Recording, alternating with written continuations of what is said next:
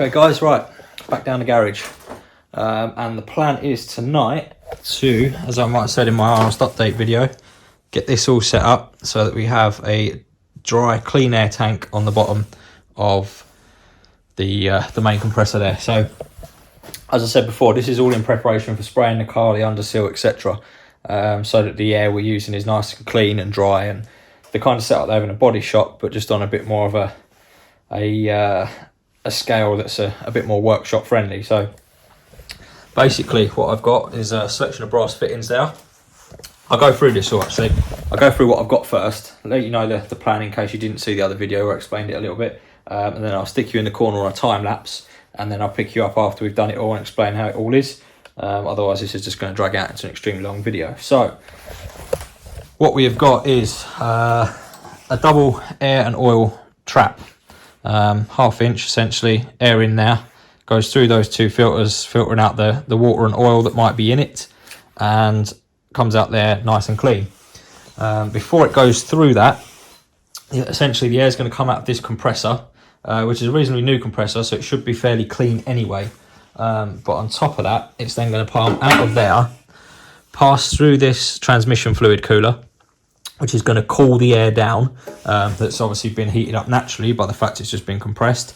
So that's going to cool the air down, and that's going to cause the water to condensate. So the water is going to naturally come out of the air, and then that water will then be filtered out by this trap here into the bottom tank, which we're going to call the clean air tank, through some pipe work, some valves, etc., and then out of the hose and off to the gun.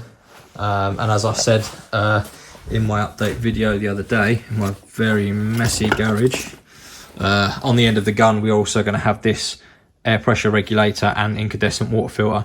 So if anything that doesn't, although there should be very little that doesn't get filtered out by this setup here, will get filtered out here before it goes through the gun. So we should end up with some really good quality air at the end of it all. So basically, yeah, that's I believe it's called an after cooler setup. So essentially that's what we're going to be building today. And I'm going to make it so that we've got some valves in here. My compressor's got 2 takeoffs on it. So what I'm going to do is use one of the takeoffs with a valve here somewhere to feed all of this.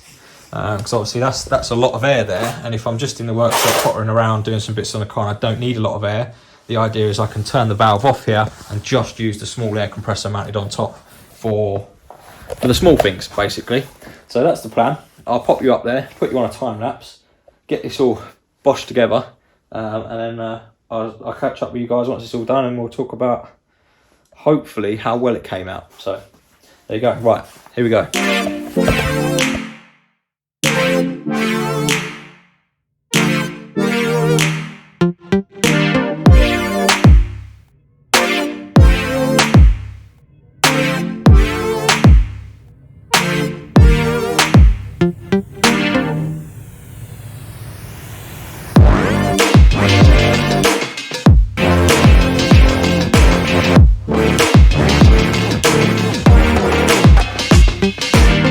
Hey!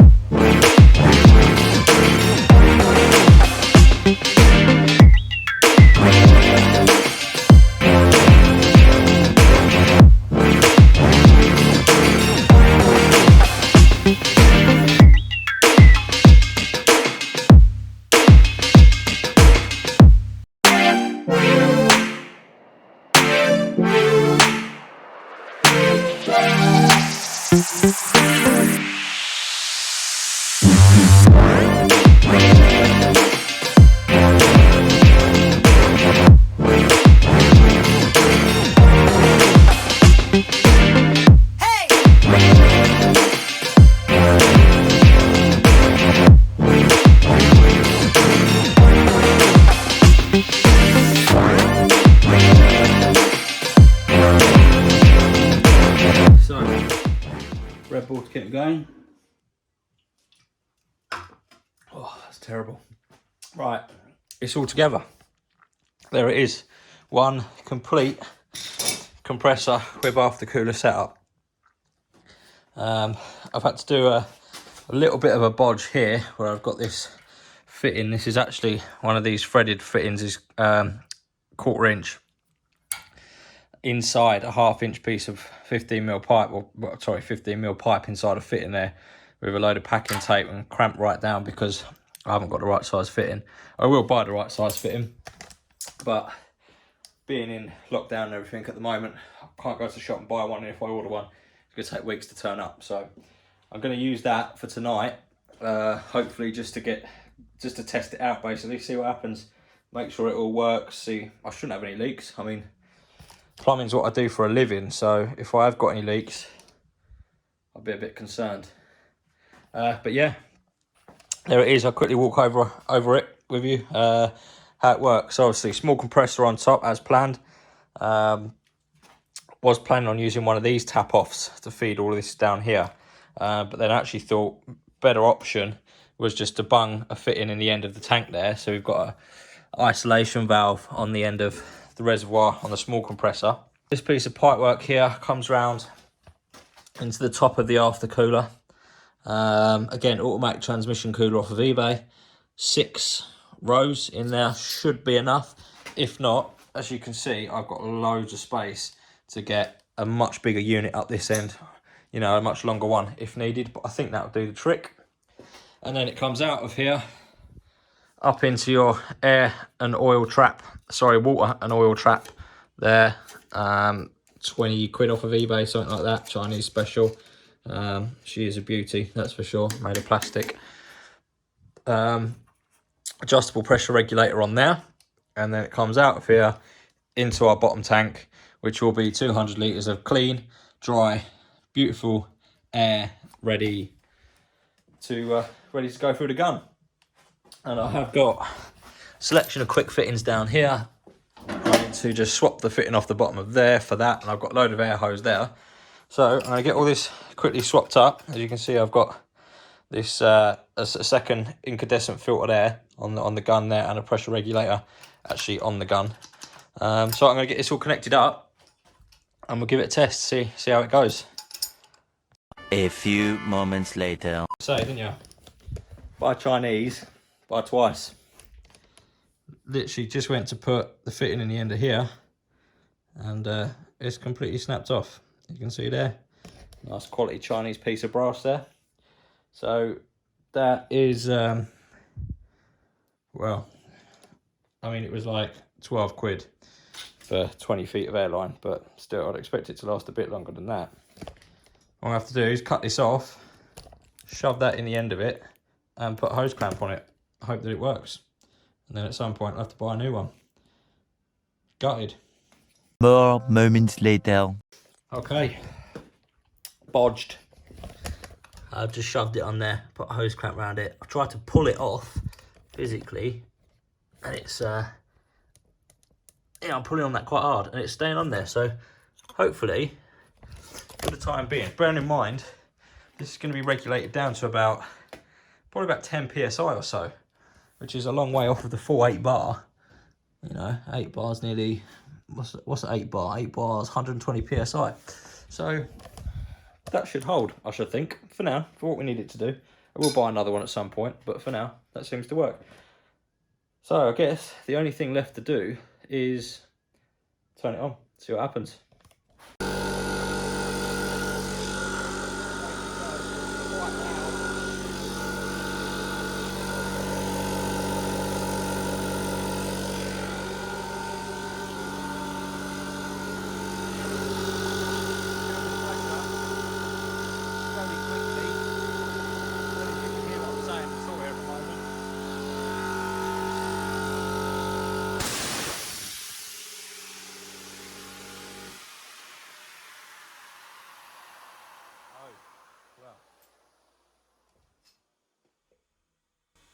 It got there. I mean, it got up to about 7 bar before it popped off, and then this fitting here this fitting here gave out, and now it sounds like I've got another leak elsewhere. I think that's just the bottom of there actually. Right, let's go about fixing that, and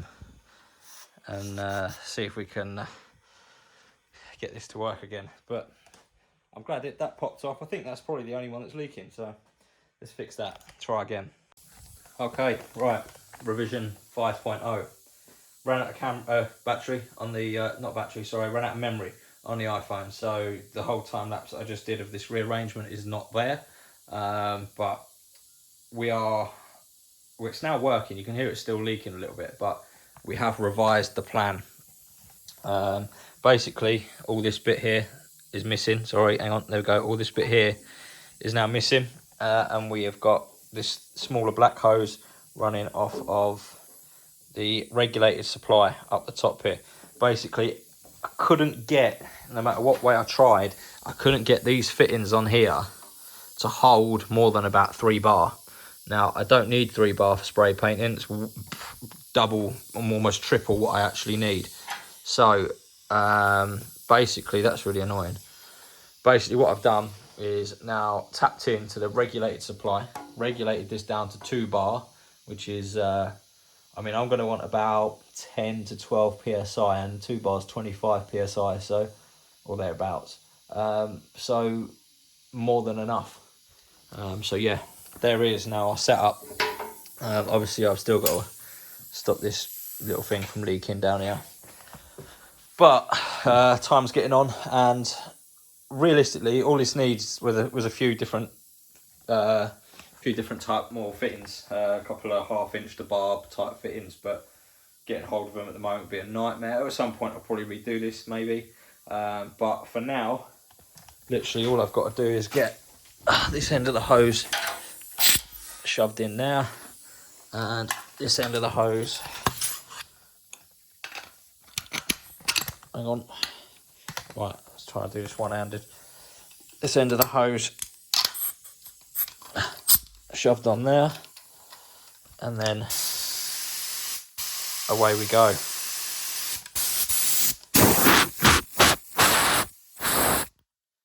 So that's it. Essentially, that's all I need.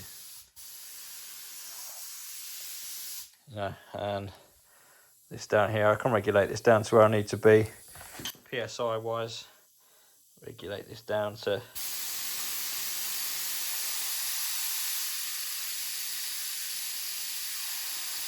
about there. Yeah, it's more than enough than I need. So, you know, dry my hair, basically. So yeah, that's it, guys. Did envisage this being a very short video. Came a little bit longer with all the dicking about trying to get this to work, and obviously we've still got a leak, so I'm gonna fix that off camera. But essentially, we are now ready to go with putting a bit of colour on there. So that's it. Let us know what you think, guys. As always, nice little side project just to get things along and put some extra bits in the workshop. So yeah, comment, like, subscribe if you don't already, and in about 3 or 4 weeks you shall see a video coming out where the car has finally got paint on it. So cheers for watching, guys. See you later.